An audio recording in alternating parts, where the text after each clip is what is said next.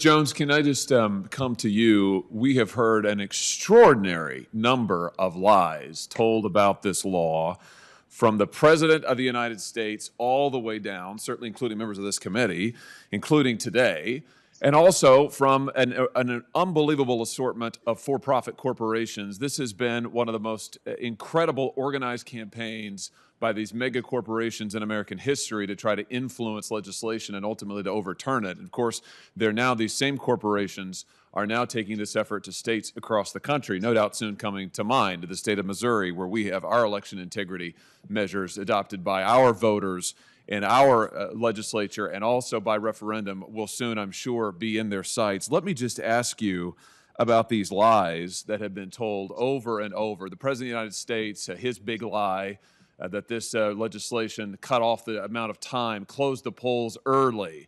That was a lie. We've heard that water is not made available to people waiting in line. That's a lie. We've seen it told over and over and over. But I want to zero in on the corporations, their unprecedented power. Tell me, why do you think these corporations, so many of them, have been so eager to parrot lies that they know are not true? It's not like they don't have whole teams of lawyers. These are the most powerful corporations in the world. They have entire legal departments at their disposal. Why do you think they've been so eager to lie over and over about this law that your legislature adopted? Well, thank you, Senator, for the question. I can't speculate precisely on their motivation, but I can say that if they do have teams of lawyers and people to analyze the bill, their unjustified outrage is really ridiculous. And I believe most of these corporations, if they read the bill and compared our voting laws to most of the rest of the state, they would know that Georgia has an expansive system of voting. We've made it more expansive. And I must clarify, Senator, that Georgians always have had, for decades, the ability to offer early voting, or not decades, as long as we've had early voting, the hours of up to 7 to 7. That continues to be the case. What we did was counties that offered fewer than 9 to 5 early voting hours, we've required them. 134 more counties will offer longer early voting.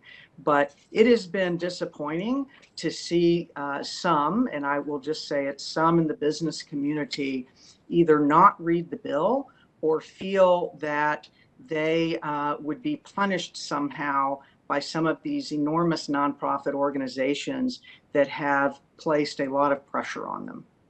Let me just ask you about some of the pressure tactics that these corporations have brought to bear. We've seen in public what they have done. We've seen the statements that they have made and the lies that they've told. Tell me about the companies, what they've been doing in the legislature. I'm sure they have teams, fleets of lobbyists, just like they do here in this Capitol.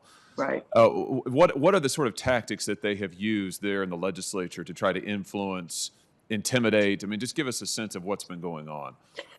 Well, I will say I worked closely on the bill and participated in the writing of every word of it. And I can say I was quite surprised by a couple of the companies' outrage, given that I never heard from a single one of them. And if they had, particularly, let me also say that by a couple of the chambers of commerce, the very provisions that they wanted retained in law were retained.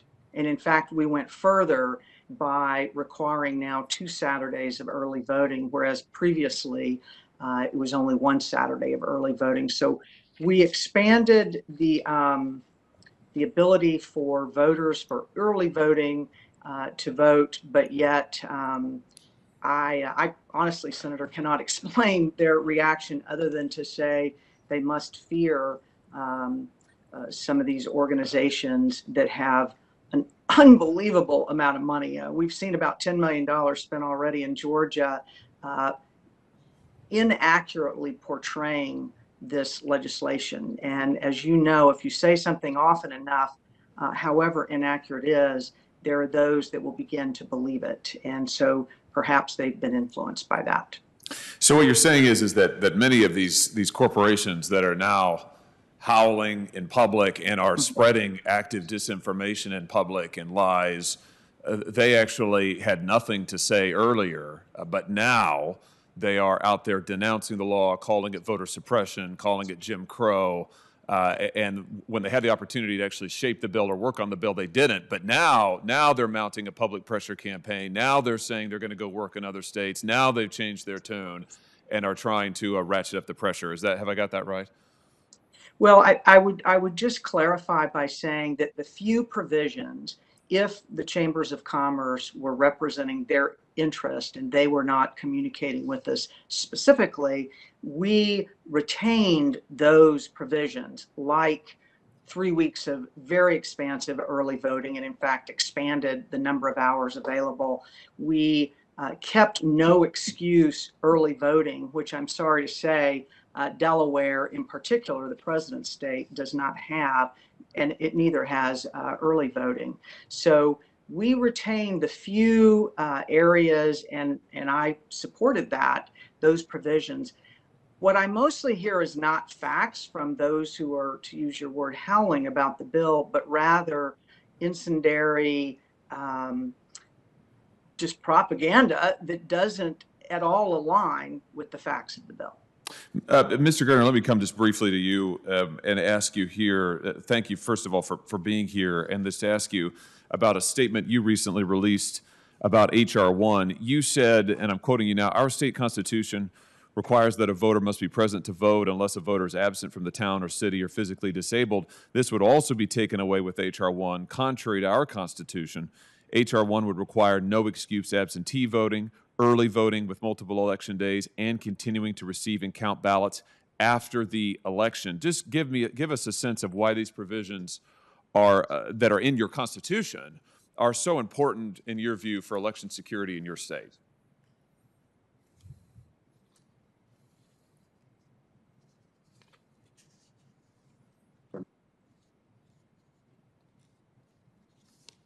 Yeah. Just repeat the question.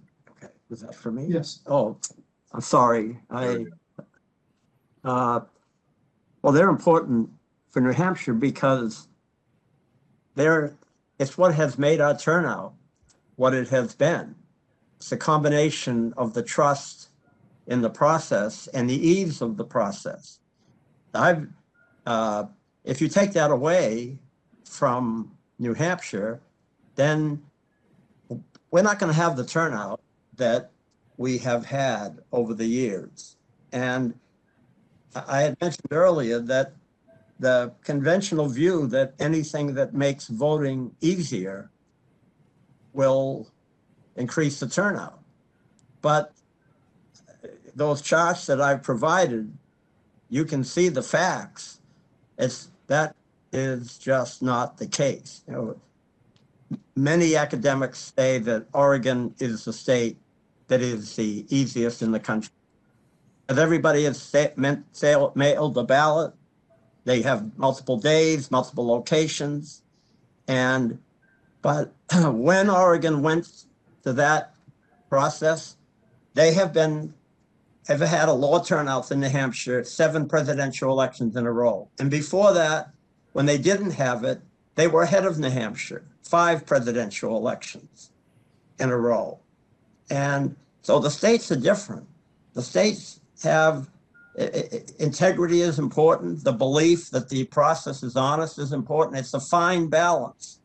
And all the states try to attain that fine balance, trying to work with a process that keeps people trusting, because if they lose trust in it, they're not going to bother. If it's not of any value to them, it doesn't have anything meaningful for them anymore, they stop doing it. And we're always striving to reach that sort of mid-ground, that people can trust it, but it's also easy.